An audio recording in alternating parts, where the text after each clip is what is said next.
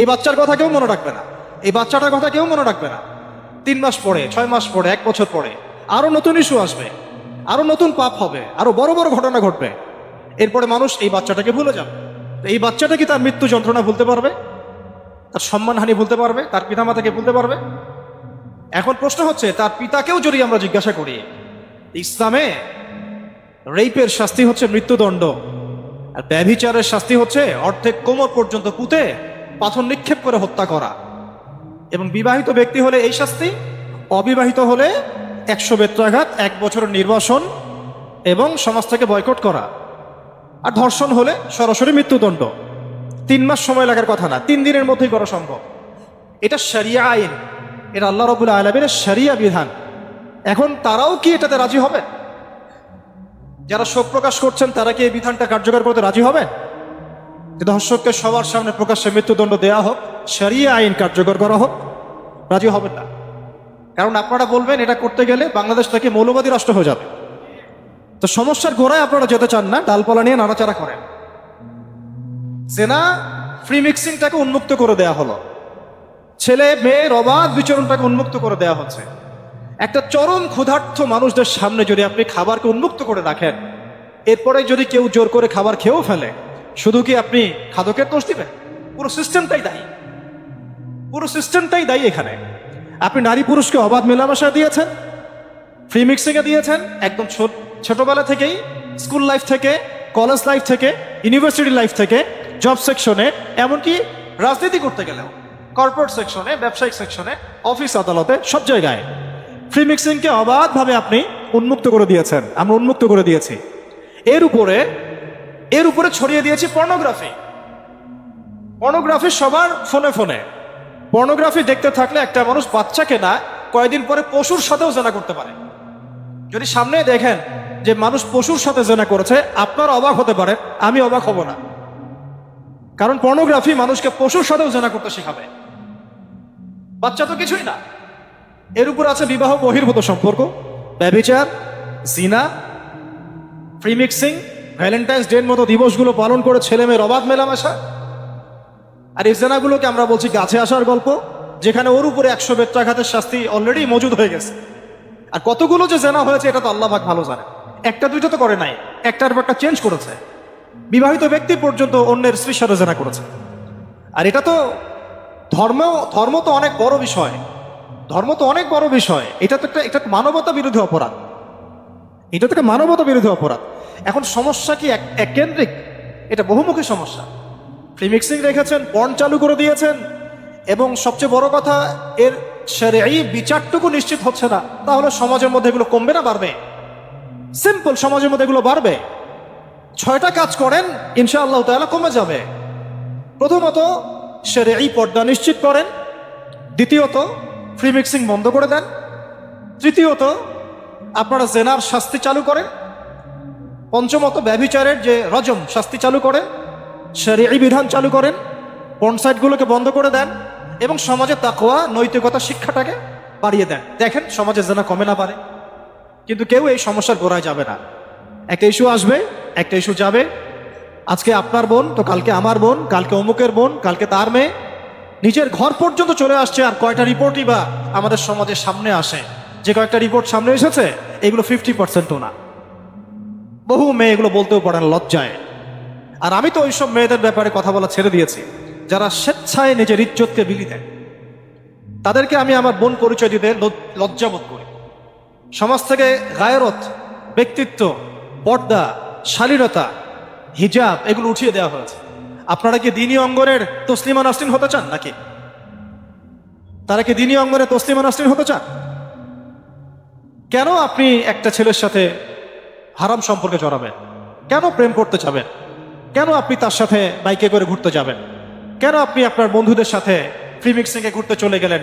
3 দিনের রাস্তা, 7 দিনের রাস্তা, 10 দিনের রাস্তা, অথচ আপনার উপর হজও ফরজ না মাহারাম ছাড়া। না আপনি পর্দা মানছেন, না মাহারাম মানছেন। আর সমাজে না আছে ইসলামী শরিয়া আইন অনুযায়ী বিচার, আর না আছে পর্ন বন্ধের উদ্যোগ, আর না আছে ফ্রি মিক্সিং বন্ধের উদ্যোগ। তো আপনার ইজ্জত চলে গেলে কে ফিরাই দেবে আপনাকে? আমি তো আপনার ভালোর জন্যই কথা বলছি। সমস্যা হচ্ছে আমরা সমস্যার গোড়ায় যেতে চাচ্ছি না। আজকে এই কথাটা আমি এখানে বলতে চাই নাই, শুধু কথা প্রসঙ্গে চলে আসছে যে এই যে মেয়েটা কাতরাতে কাতরাতে মারা গেল আজকে, আপনারা দেখে নিয়েন 3 মাসের মধ্যে এই মেয়েটাকে সবাই ভুলে যান। সমস্যার গোড়ায় আসেন। সমস্যার গোড়া হচ্ছে আল্লাহর জমিনে আল্লাহর দ্বীন ইসলাম বাস্তবায়ন না হওয়া পর্যন্ত এই মানবতার মুক্তির কোনো রাস্তা নাই। আল্লাহর কসম করে বলতেছি, আল্লাহর জমিনে ইসলাম, কোরআন, সুন্নাহ, রাসূলের আদর্শ বাস্তবায়ন হওয়ার আগ পর্যন্ত এই জাতির স্বাধীনতা বলে কোনো শব্দ নাই। এই মানবতার মুক্তির কোনো পথ নাই। কেউ আমরা স্বাধীন না, কেউ আমরা আমাদের ইনসাফ ন্যায্য অধিকারটুকু পাবো না। কালকে আপনার ঘরে এই সমস্যাগুলো আসলে আপনি এটাকে প্রতিহত করতে পারবেন না। বিচার চেয়ে বেড়াবেন এক মন্ত্রণালয় থেকে আরেক মন্ত্রণালয়, ফাইল ঘুরতে থাকবে, আপনার কেস বন্ধ হয়ে যাবে, আপনার বোনের ইজ্জত ফিরে আসবে না। আর রাসূল সাল্লাল্লাহু আলাইহি ওয়াসাল্লামের জামানায় আপনি আমাকে রেপের ঘটনা দেখান কয়টা ঘটেছে? সাহাবীদের জামানায় রেপের ঘটনা দেখান কয়টা ঘটেছে? জেনার ঘটনা দেখান না কয়টা ঘটেছে? ব্যভিচার কয়টা ঘটেছে? চুরি বা কয়টা হয়েছে? ধর্ষণ কয়টা হয়েছে? ডাকাতি কয়টা হয়েছে? একটা দুইটা রেয়ার আপনি ঘটনা দেখাতে পারবেন। এবং যখন সেই ঘটনা ঘটেছে ইনস্ট্যান্ট দেন এন্ড দেন নবী সাল্লাল্লাহু আলাইহি ওয়াসাল্লাম শরীয়ত আইন বাস্তবায়ন করেছেন। তিনি শুধু মানুষকে তাকওয়ার ওয়াজ নসিহত করেন নাই, বরং আল্লাহর আইনও বাস্তবায়ন করেছেন। এই দুইটা সমানুপাতিক ভাবে চলতে হবে সমাজের মধ্যে। শুধু তাকওয়ার ওয়াজ করে সব বন্ধ করা যাবে না, আইনও বাস্তবায়ন করতে হবে। তখন দেখবেন সমাজ সমান্তরাল ভাবে চলবে। একটা আলোকিত সমাজ বিনির্মাণের দিকে আমরা হাঁটতে পারবো ইনশাআল্লাহ। শুধু আমি ওয়াজ করে যাব, আইনের কোনো বাস্তবায়ন নাই, আবার আইন বাস্তবায়নে কথা বলবো, তাকওয়ার কোনো সমাজ নাই, এভাবে হবে না। দুটো একসাথে চলতে হবে। আমরা দুটো থেকেই সমাজকে বিচ্ছিন্ন করে ফেলছি। স্কুল লাইফ থেকে তাকওয়ার শিক্ষাটাকে আস্তে আস্তে শেষ করে ফেলছি। আমি তো দেখালাম তাকওয়া তো শিখবেন আপনি কোরআন থেকে, হাদিস থেকে, সিরাত থেকে, সেটাই তো আমরা পড়ি নাই। আমি চ্যালেঞ্জ করতে পারি আমাদের স্টুডেন্টদেরকে, আল কোরআনুল কারীমের 10টা সূরার অর্থ তারা বলতে পারবেন, হাদিসের মধ্যে 100টা হাদিস তারা মুখস্থ বলতে পারবেন না। রাসূল সাল্লাল্লাহু আলাইহি ওয়াসাল্লামের পবিত্র জীবনী তারা 20 বছরে একটা কিতাবও একাডেমিক্যালি পড়েন নাই। ইসলামের ইতিহাসের একটা কিতাব একাডেমিক্যালি পড়ানো হয় নাই। তাজকিয়া সংক্রান্ত একটা কিতাব পড়ানো হয় নাই।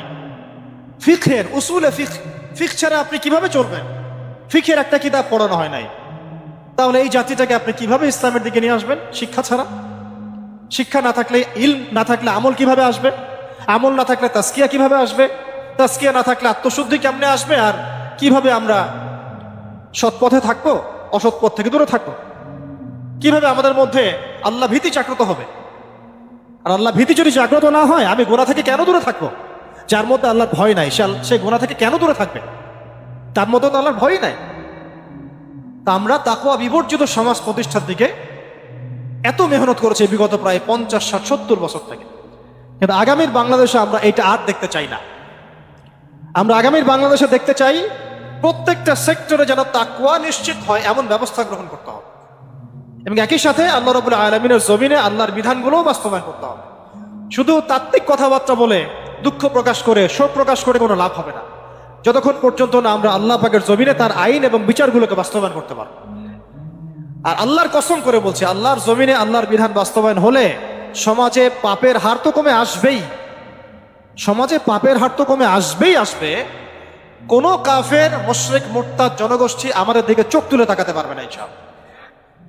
আমাদেরকে দাসত্ব শৃঙ্খলে আবদ্ধ করতে পারবে না ইনশাআল্লাহ। সব কথার শেষ কথা ভাই, যে আমরা দুনিয়াতে এসেছি লিমিটেড টাইমের জন্য।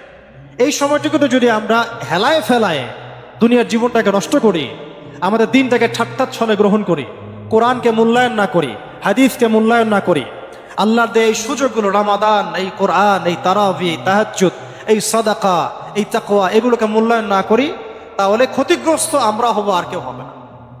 ক্ষতিগ্রস্ত এই পৃথিবীতে অন্য কেউ হবে না, বরং আমরাই হব। আল্লাহ পাক আমাদের সবাইকে পরকালীন চূড়ান্ত ক্ষতি থেকে আল্লাহ হেফাজত করেন, এবং দুনিয়াতে যে ফিতনা, ফাসাদ, এই রাহাজানি চলছে, এগুলো থেকে মুক্তির পথ যে একমাত্র ইসলাম, এইটা বোঝার তৌফিক আমাদেরকে দান করেন।